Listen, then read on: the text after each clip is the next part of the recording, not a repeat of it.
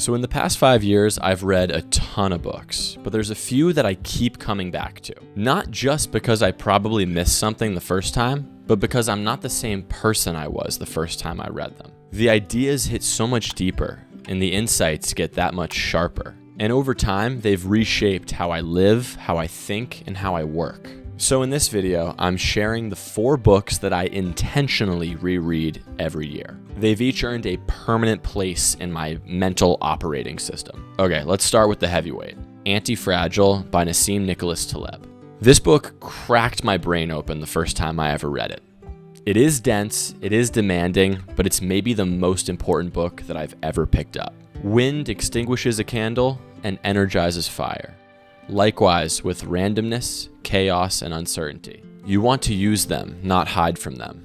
You want to be the fire and wish for the wind. Think of muscles, startups, even some people. When exposed to the right kind of stress, they grow stronger. Once you see through this lens, it changes the way you view the world and nature, and you can begin to foster anti-fragility in your own life. Every year I reread this book, and every year it helps me to identify both fragile and anti-fragile asymmetries in the world around me. Up next is The Defining Decade by Meg Jay, Why Your 20s Matter and How to Make the Most of Them Now. This one hits different every time, especially if you're in your 20s. Jay is a clinical psychologist who argues that your 20s are not just a warm-up lap for adult life. These are high-stakes, high-leverage years, and the decisions or non-decisions you make during that window have high consequences for the rest of your life. We think that by avoiding decisions now, we keep all of our options open for later, but not making choices is a choice all the same. This book forces the reader to ask uncomfortable questions like, am I drifting?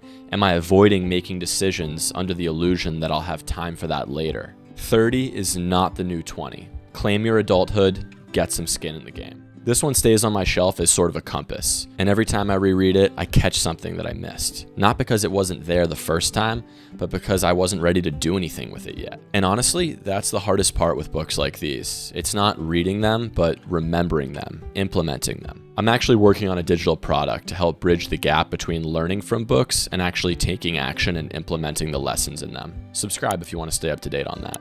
Third is the Almanac of Naval Ravikant by Jorgenson. This one has always felt more like philosophy than a book. Naval Ravikant is an entrepreneur and philosopher known for distilling complex topics like wealth, health, and happiness, and distilling them into clear, actionable insights. This book is a collection of Naval's clearest thoughts and insights. Desire is a contract that you make with yourself to be unhappy until you get what you want. That line alone has reframed how I approach work and life. And every time I reread this book, I notice something that I didn't catch before, probably because I wasn't ready for it yet. The 3 big ones in life are wealth, health, and happiness. We pursue them in that order, but their importance is in the reverse order. Sometimes I'll unpack quotes like this in writing just because it helps me to extract what they actually mean to me. I have a Substack dedicated to that. I'll link it in the description. This book always helps me to zoom out and take direct action in both life and work. And the only reason I'm not holding a copy of it right now is because I give them away so often. That's how good of a book it is. Last one is The 4-Hour Workweek by Tim Ferriss. Yes, it's been memed to death. Yes, it's on every list, but holy shit is it an amazing book. And I think people largely misunderstand what the book is actually about. It's not about working 4 hours a week. It's about designing a life that's aligned with what actually excites you. If you had all the time and money in the world, what would you actually do with your day? Focus on being productive instead of being busy. It's also jam-packed with practical instructions for launching and running your own business. I don't care what anyone says, this book is an absolute gold mine. And if you're already a seasoned entrepreneur, this book acts as a recalibration tool. And it's one I'll probably revisit every year for the rest of my life. Forget business. This is a guidebook on how to be effective at anything.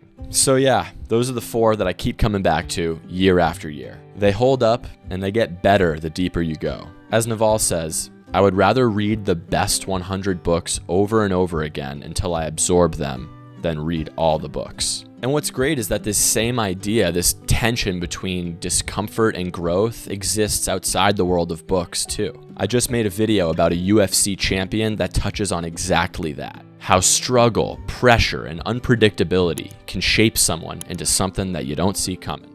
That one's up next.